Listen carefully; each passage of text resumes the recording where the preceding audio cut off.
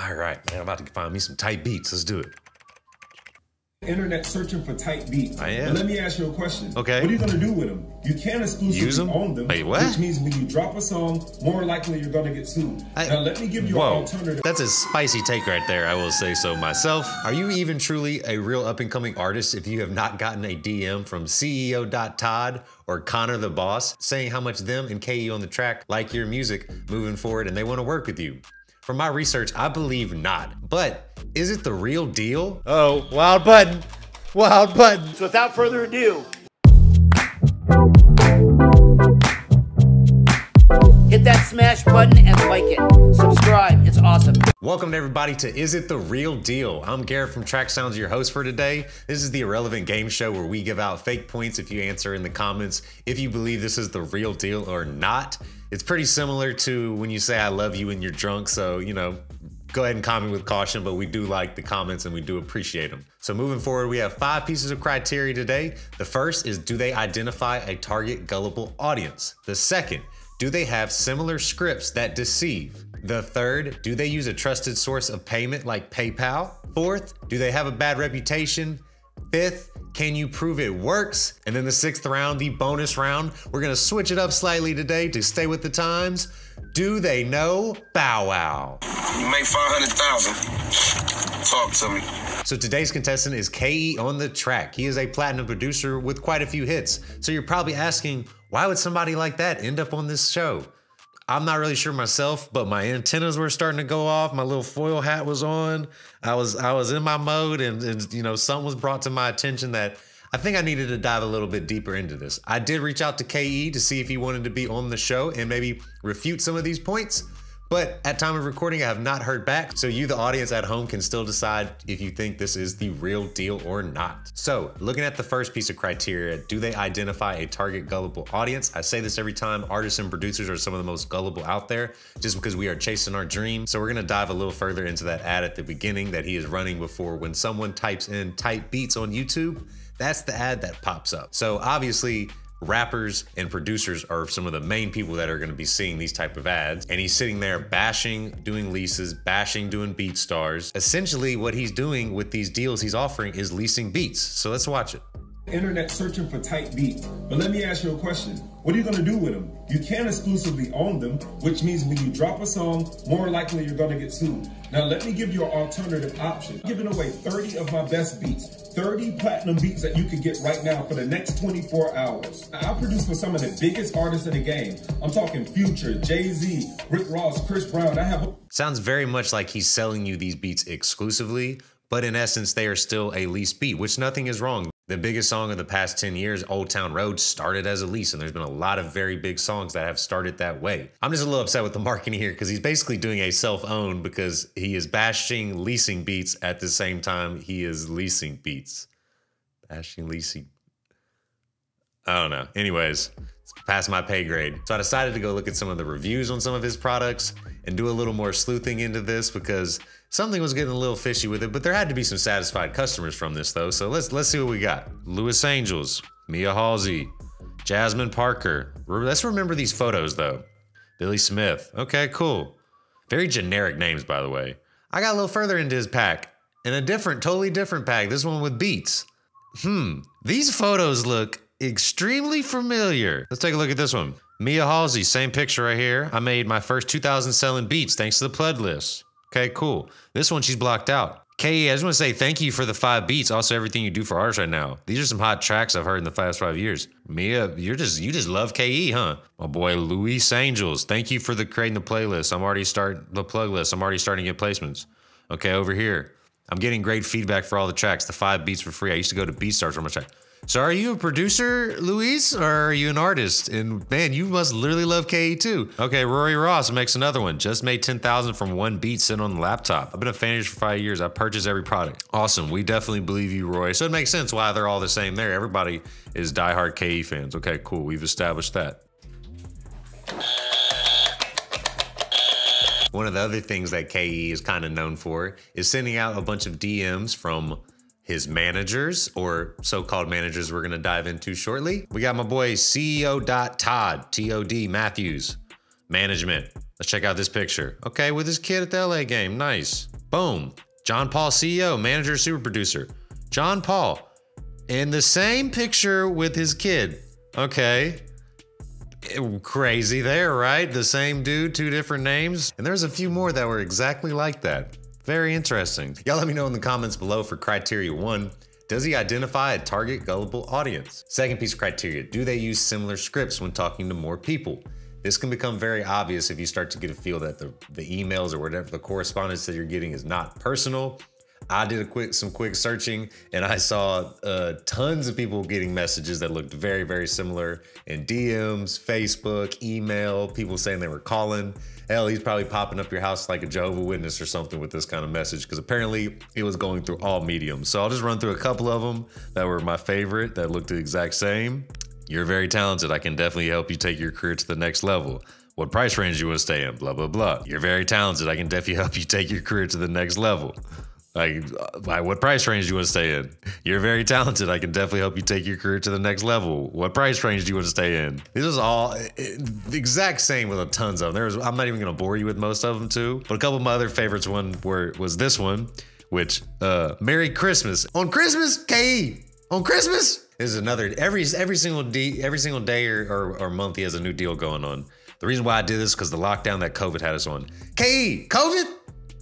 Christmas and COVID? I do got to shout out Merlin Richard for providing me with some good info in some of these text messages you're seeing. Let me know in the comments below if you think for criteria 2, does he use similar scripts that deceive? So criteria number 3, will they not use a trusted source of payment method? My favorite example is using PayPal because that is one of the few that will protect you if something goes wrong. There were quite a few instances out there of him requesting to use Cash App only. There were a few of them that were on Ripoff Report, which I am not the biggest fan of to begin with because you have to pay to get information taken off, even if you can prove that it is false. But there's some relevance still that somebody went all the way through to put up a report and put up these messages. This is a really long one out there. Basically, I'm gonna just kind of put the synopsis of it is this person was in talks with KE about some beats. They started going back and forth. KE ended up telling them they can get a Juicy J feature. They ended up paying them some money, paid it through Cash App. There's some text messages as well. He starts asking about the beats. Here he goes to saying Cash App with the Cash App. Now they're talking about that basically Juicy J owes him a favor and maybe able to get him to do the feature for the low. With a feature this big, you'll be able to get it far. And yeah, basically in the end, he ended up running off with the money and never heard from her again. The funny thing though is her last thing in the statement is, don't use Cash App for business. Use PayPal because they have a dispute and refund. Always ask for an enforce and get things in writing. Don't let shady people stop you from pursuing your dreams. Just be smarter. Very good points right there, and I will agree with those. There's another thing out there on ScamGuard. There's a lot of reports out there about KE. I will say that. Like I said, I have no proof. If I try to reach out to all of these people to get them to come on, and I would love them still to come on. I'm still verifying some things as well. Breaking news.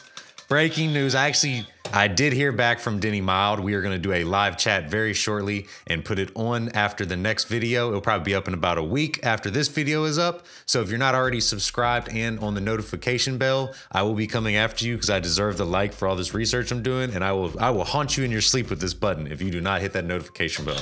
This guy basically, long story short, got in touch with KE. KE said he was gonna get him a $500 Ty Dolla $ign feature, paid him by Cash App. He ended up paying another $150 for a Juicy J feature. There's another person, shout out to Joss3 on Twitter. He brought his case forward to me as well. He was charged $34 for Spotify promotion with the records to show. Charged to his Visa debit card. This is all the way in New Zealand as well. Charged his Visa debit card. Tried to get a refund, could not back, says KE did absolutely nothing for him, wanted to even go on record and say that once he paid the money, he did not hear anything back. So let me know in the comments below for criteria 3, do you think they use a trusted source of payment? So the fourth piece of criteria is, do they have a bad reputation? The one thing that KE does mention a lot though is a lot of his credits, and rightfully so. He does have some pretty impressive credits. But one of the main ones he loved to claim is the Jay-Z and Rick Ross song, The Devil Is Alive. But the beat, There's a video out there of KE making the beat. And I remember this is happening live too. Came out the day the track was made and put up on World Star. It's another hit. It's probably number 21, 22. I don't know. I lost count. But it's crazy. You see? The way I did the drums with it, it's simple, but it's hard. It's kind of like how Lil Wayne... So after the KE dropped that video, a producer by the name of Major 7 came out and started to claim that he was the one that actually made that beat. In an XXL interview, you should get proper credit. I understand why you're frustrated. All I'm gonna do is make a beat video showing every track in the beat. It's gonna be a real video. And then the next line, they talk about, did you play the version for K and you collaborated? How did he end up stealing your beat? No, we never collaborated. He stole it because I emailed him back in January. It's basically KE was trying to sign this producer. He didn't want to sign. KE kind of took credit for this beat. Major 7 is claiming that he did all of it. And even in the end, if KE did get a little credit for the beat, to this day, Major 7 claims that absolutely KE did nothing to it. And in the beat video, you can see that Major 7 definitely was the one breaking down the vast majority of the beat. KE's beat video is a little shady, I'm not gonna lie. You should go watch it for yourself. So, even continuing more on the bad reputation theme that may be out there, may not, like I said, all up to you to decide if this is the real deal. He was known for All the Way Turned Up by Roscoe Dash and Soulja Boy, one of his big hits. But, what if I told you that originally that beat was made by a producer named Vibe Beats?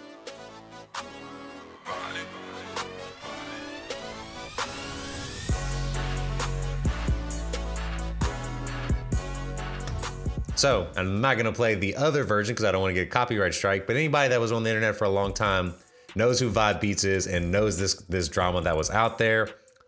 Legend has it, basically, that Travis Porter and Roscoe Dash did the song on Vibe's beat originally. Travis Porter started claiming more of the song. Roscoe Dash didn't like that. He ended up taking it to Soulja Boy with his producer KE on the track. And KE remade the beat basically with a little different flair. If you go listen to them, you'll see they sound very similar. And then Roscoe Dash ended up pushing that song and it became bigger. So you can take that how you want as a producer. I would not personally be very happy if that happened to me, so let me know in the comments below for criteria 4.